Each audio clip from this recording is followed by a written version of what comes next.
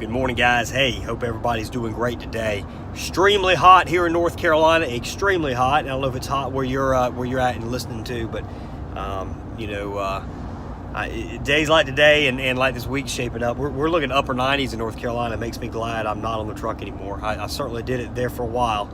For those of you that are on the truck, I hope you get nice, hot, sweaty, and wore out today, because that means you're busy and that means you are making money. I ain't gonna tell everybody to keep cool. Shit, you need to be out there getting hot if you're out there on the trucks. Still, right now, you ought to be burning your ass off, because you ought to be out working, kicking ass, getting as much done as you possibly can, and try to position yourself to where you no longer have to be on the truck, and you can start working on your business, on getting more customers, and not having to sweat your ass off out there in the heat. One of the things that really separates the professional junk removal business owner from the owner operator, I don't want to really call them amateur, but somebody that basically owns their job, is the professional business owner is going to look at averages rather than the entire than job by job. And where I'm going with this is, one of the issues with being an owner-operator, so an owner on the truck, an owner that's on the truck, is sometimes you quote jobs a bit higher than you probably should. Sometimes you will pass up smaller jobs that are far away because you're looking at the cost from a job-by-job basis and not as far as averages.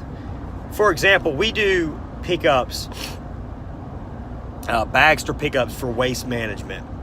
And Waste Management, what it is if we do their overflow pickups or the pickups where if the crane can't get to it, then we'll go and remove the stuff, and our guys empty those Bagsters out by hand and load everything up.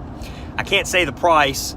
There's an NDA on the price, where we can't talk about what Waste Management pays us. I can't give you an exact price. However, I can tell you that it's not a tremendous amount, and that on about 20% of the bags we do, we lose money. So that's because they might have some concrete in them. They might have, just might be very small stuff that's very time consuming. Could be tile, heavy stuff, raises our disposal fees up. So 20% of the jobs we do for Waste Management, we lose money. But we make enough over the other 80% to be profitable.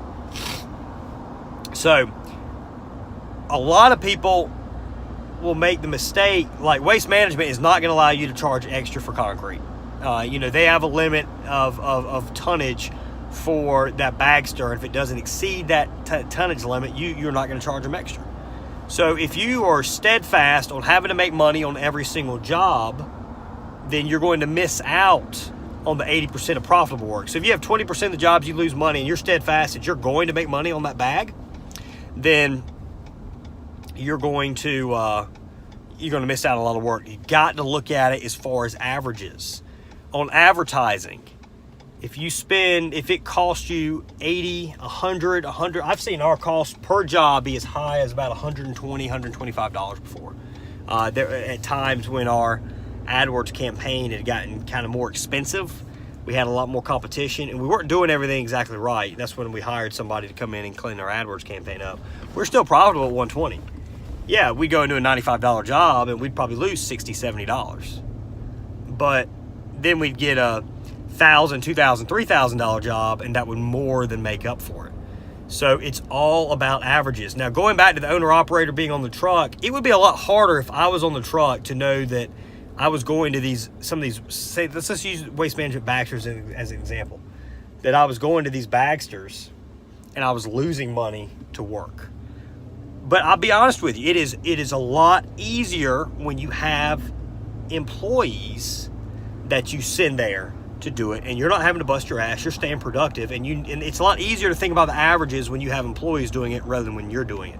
When you're doing it, it is a lot harder to work for free or to go and do work and lose money. So those of you on the truck, you'd have to be very, very disciplined. Take those jobs.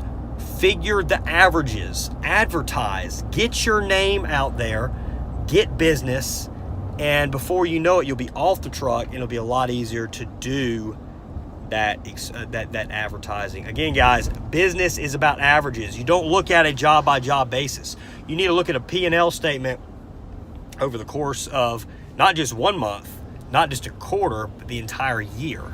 So break it, look at it as an entire year, as a quarter, and then by month, and then you can break it down to smaller increments, but you can't look at it job by job. You can't look at it day by day.